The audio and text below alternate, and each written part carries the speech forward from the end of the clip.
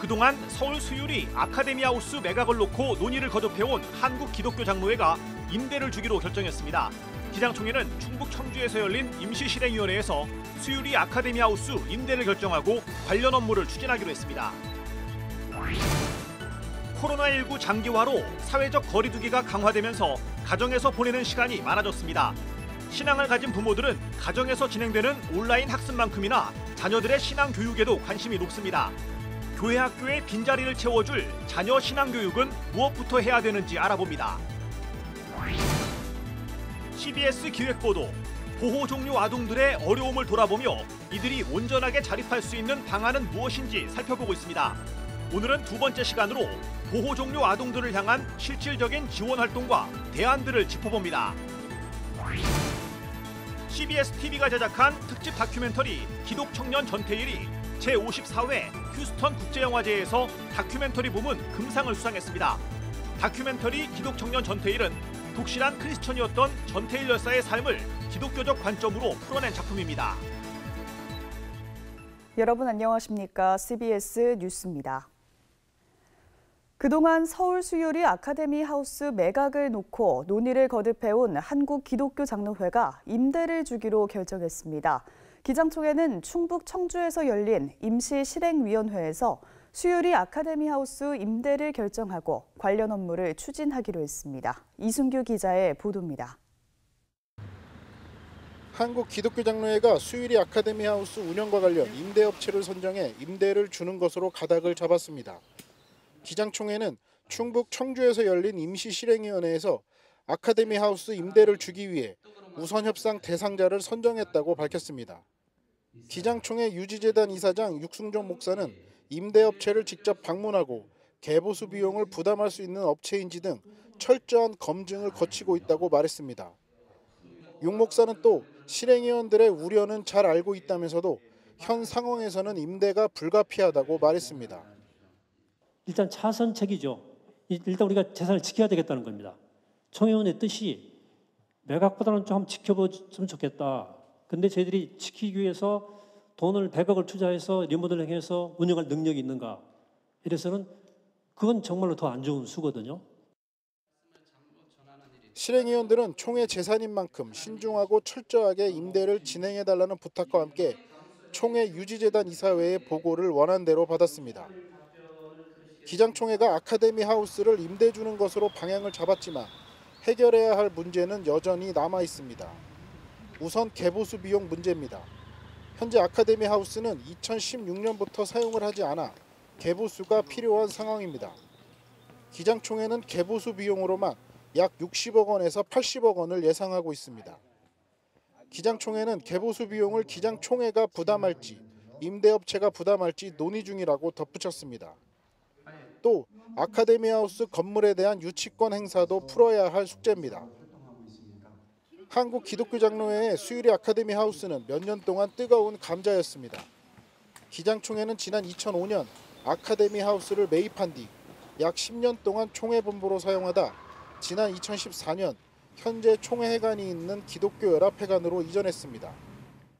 기장총회는 2015년 아카데미 하우스를 외부 업체에 임대해 운영을 맡겼으나 2016년 리모델링 공사가 중단되면서 지금까지 어려움을 겪어왔습니다.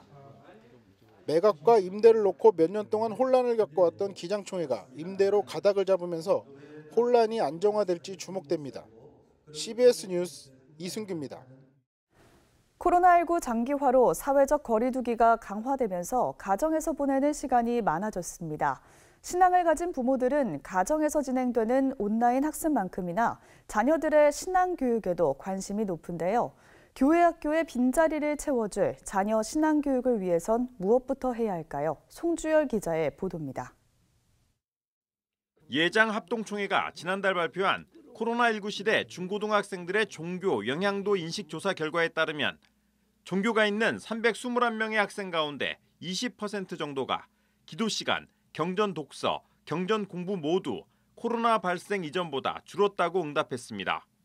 또 신앙에 가장 영향을 주는 사람을 묻는 질문에는 과반수 이상이 어머니의 영향이 가장 크다고 응답했으며 그 다음으로 종교 지도자와 아버지라고 답했습니다.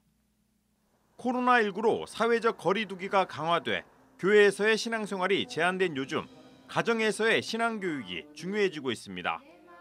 그러나 문제는 한국교회가 교회학교 중심으로 다음 세대 신앙교육을 해오다 보니 가정에서의 신앙교육은 낯설기만 합니다. 부모가 자녀의 신앙교육을 어떻게 할 것인가에 대해서 사실은 한국교회가 그동안 교회 교육의 틀 안에서만 준비가 됐지 가정을 어떻게 세워야 할 것인가 하는 부분에 있어서는 거의 준비가 안 된 상황이라는 거죠. 기독교 교육 전문가로 세 자녀를 키우는 함영주 교수. 함 교수는 가정에서의 신앙교육은 부모의 의지가 가장 중요하다며 자녀들이 참여할 수 있는 가정예배를 실시해 볼 것을 권유했습니다. 함 교수는 교수자 중심의 가정예배에서 탈피해 성경 지식을 이해하고 실천 원리를 발견해 실천할 수 있도록 경험 위주 예배를 드려볼 것을 추천합니다. 우리 자녀들이 참여해서 자기 생각을 이야기하고 고민을 함께 나누고 말씀으로 이걸 어떻게 해결할 것인지에 대한, 그리고 이 배운 걸 가지고 일주일 동안 어떻게 살아낼 것인지에 대한 프로젝트를 하나씩 정해서 매주 하나씩 해보고 그 다음 주에 왔을 때 이거를 평가해주고 점검해주고. 정해진 시간에 가정 예배를 드리기 힘든 가정을 위해 함 교수는 자신이 실천하는 세 가지를 제안했습니다. 매일 아침 스마트폰 가족 대화방에서 소요리 문답을 하나씩 올려주기, 주일 저녁 잠자기 전 침상에서 교회에서 배운 게 무엇이고 어떻게 적용하면서 살 것인지 물어보기, 매주 토요일 30분 정도 기독교 세계관과 관련한 주제 토론하기를 꼽았습니다. 아울러 함영주 교수는 한국교회가 다음 세대의 중요성을 강조하면서도 기존 교회 시스템 속에 자녀들을 맞추려고 한다며 자녀들의 눈높이에 맞춘 교회 교육 시스템을 마련해야 한다고 강조했습니다. CBS 뉴스 송절입니다.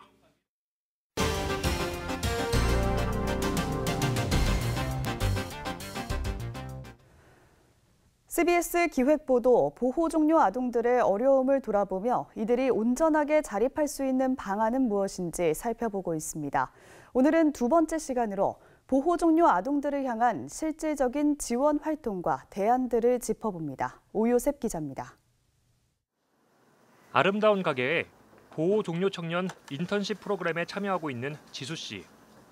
7년 전 보호시설을 퇴소했지만 여전히 안정적인 생활에 어려움을 겪고 있는 지수 씨에게 인턴 활동은 직접 실무를 경험하며 업무 능력을 키울 수 있는 좋은 기회가 되고 있습니다. 안 해본 일을 해보고 시도를 해야 된다는 거죠. 시도를 해봐야 경력이 쌓이는데 그 시도 자체가 너무 어려워서 못하고, 그러다가 이제 월세도 한번 밀려보고 그런 식으로 그냥 빚더미 속에 사는 것처럼 그냥 막 살았던 것 같아요. 그래서 이 인턴십이 저한테는 지금 너무 좋은 기회였고. 아름다운 가게는 인턴십 프로그램뿐만 아니라 진로 특강과 비전 지원금 등을 제공하며 보호 종료 아동들이 다양한 사회 체험을 하고 취업을 준비할 수 있도록 돕고 있습니다. 아름다운 가게는 대부분의 보호 종료 아동들이 아르바이트로 생계를 유지하기에 급급해 가난이 반복되고 있다며 이들이 양질의 일자리를 얻을 수 있도록 돕는 일이 무엇보다 중요하다고 강조합니다.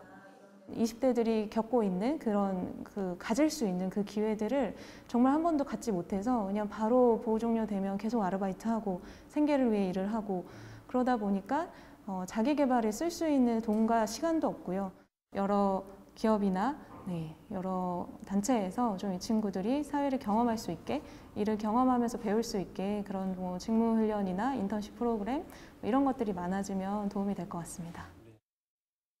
지난 2019년부터 보호 종료 아동에 대한 사회적 관심이 커지면서 임대주택과 전세 지원 강화 등 지원도 확대되고 있습니다. 실제로 고용노동부는 지난달 보호 종료 아동이 사회적 기업에 취업했을 때 취약계층으로 인정받을 수 있는 기간을 보호 종료 후 5년 이내에서 만 34세까지로 확대했습니다. 보건복지부는 자립정착금을 500만 원에서 2,500만 원으로 확대하는 방안을 추진하고 있습니다. 이와 더불어 자립수당과 자립지원 전담 요원을 늘리는 등 실질적인 지원을 확대해야 한다는 목소리가 높아지고 있습니다. 또 보호 종료 아동에 대한 지원이 대부분 3년에서 5년까지만 제공되는 현 상황에서 지원 기간 확대의 필요성도 제기되고 있습니다. 지원금 받을 수 있는 것들을 대상을 보면 최소 5년 이내라고 항상 기재가 되어 있거든요. 5년 해줬으면 이제 니들이 알아서 살아야지 라고 하실 수도 있는데 갑자기 사회로 아무것도 모르고 내팽개쳐져서 자리 잡는 데까지 5년이 너무 짧아요. 동시에 보호종료 아동들이 현재 시행되고 있는 지원 혜택들을 제대로 받을 수 있도록 접근성을 높여야 한다는 지적도 있습니다. 지원 제도는 있어요. 근데 이 지원 제도에 대한 설명이 좀 어렵게 되어 있고 아이들이 접하기 쉽지 않고요. 그러다 보니까 지원 제도는 있는데 활용을 안 하는 거예요. 그러니까 여기까지 가는 과정도 너무 복잡하니까 아이들이 지레 포기를 하고. 보호종료 아동들과 이들을 지원하는 활동가들은 그 어떤 지원보다 가장 중요한 것은 사회의 따뜻한 관심과 응원의 목소리라고 말합니다. CBS 뉴스 오요셉입니다. CBS TV가 제작한 특집 다큐멘터리 기독청년 전태일이 54회 휴스턴 국제영화제에서 다큐멘터리 부문 금상을 수상했습니다. 다큐멘터리 기독청년 전태일은 독실한 크리스천이었던 전태일 열사의 삶을 기독교적 관점으로 풀어낸 작품으로 전태일을 기억하는 여러 인물들의 증언과 전태일의 육필일기 등을 통해 전태일과 이소선 어머니의 삶을 조명한 작품입니다. 휴스턴 국제영화제는 영상 분야에서 탁월한 창의력을 발휘한 작품을 시상하기 위해 1961년에 시작됐으며 뉴욕 필름 페스티벌, 샌프란시스코 필름 페스티벌과 함께 미국에서 세 번째로 오랜 역사를 지닌 영화제입니다. 기독청년 전태일은 한국방송통신전파진흥원의 방송 프로그램 제작 지원을 받은 프로그램으로 지난해 방심위에서 올해의 좋은 프로그램상과 이달의 좋은 프로그램 최우수상을 수상하기도 했습니다. 대한성서공회는 오늘 모잠비크와 과테말라에 만부의 성경을 보내는 기증식을 가졌습니다. 성서공회는 동신교회 김영래 권사 등의 후원으로 모잠비크에 세나어 성경 2,500부와 쇼나어 성경 3,000부, 치체어 성경 3,000부를 기증했으며 과테말라에는 스페인어 성경 688부를 보냈습니다. 아프리카 대륙 남동부에 위치한 모잠비크는 세계 최빈국 가운데 하나로 지난 1월에 태풍 엘로이스로 인해 큰 피해를 입고 어려움을 겪고 있으며 중남미 국가인 과테말라는 큰 빈부 격차로 인해 어린이와 청소년들이 사회적 범죄에 노출되고 있습니다. 대한예수교장로회 합동총회가 제주선교 100주년을 기념해 건축하기 위해 매입했던 제주수양관 부지와 신일교회 부동산을 매각하기로 했습니다. 예장합동총회 유지재단 이사회는 최근 모임을 갖고 제주수양관 부지와 제주신일교회 부동산 매각을 결의했습니다. 이와 함께 총회 유지재단 이사회는 서울 강남구 총회회관에 리모델링을 추진하기로 하고 김상현 목사 등 5명의 추진위원을 구성했습니다.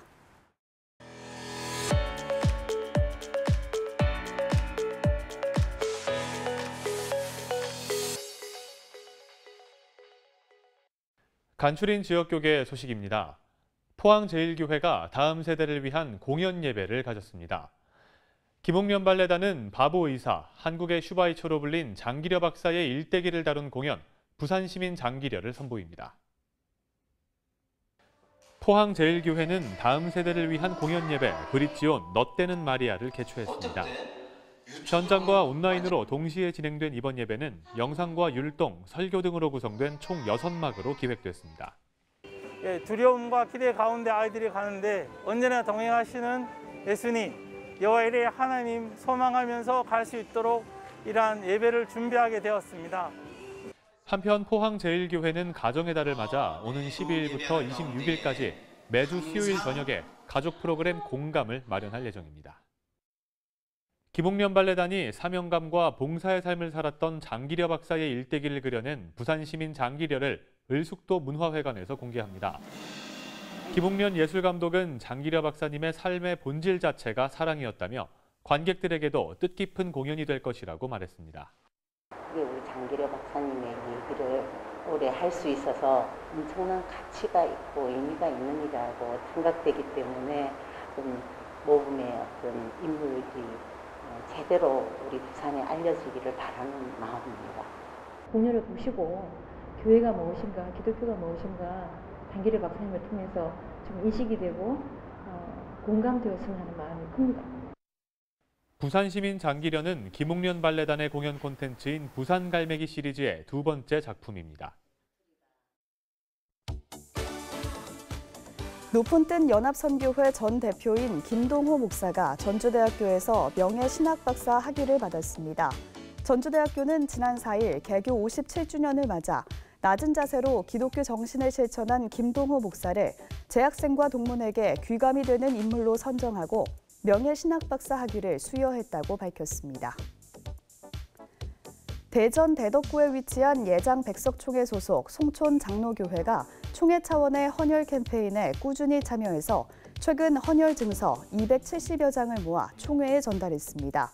헌혈 증서는 수아암 환우들에게 전달됩니다. 중국의 기독교 역사 200년을 가정교회 시각에 맞춰 정리한 채 십자가를 짊어지고가 출간됐습니다. 중국의 대표적 가정교회인 청도 이른비 성약교회를 이끄는 왕이 목사가 펴낸 책으로 가정교회와 삼자교회의 차이점, 문화 대혁명 시기 교회의 모습 등을 담았습니다. 포항중앙교회가 어린이 주일을 맞아 최근 교회 야외 주차장에서 교회학교 바자회를 개최했습니다. 이번 바자회 판매 수익금은 전액 교회 파송 선교사들을 돕는 데 사용됩니다.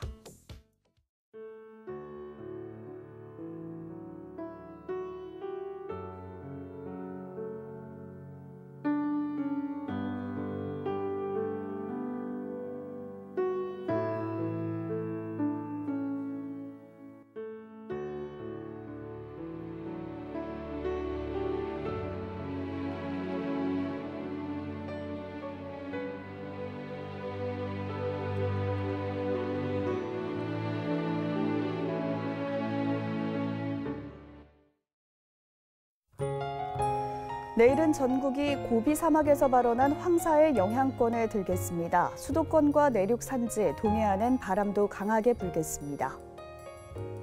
내일 아침 최저 기온은 7도에서 17도, 낮 최고 기온은 16도에서 26도로 예상됩니다. 이상으로 뉴스를 마칩니다. 함께해 주신 여러분 고맙습니다.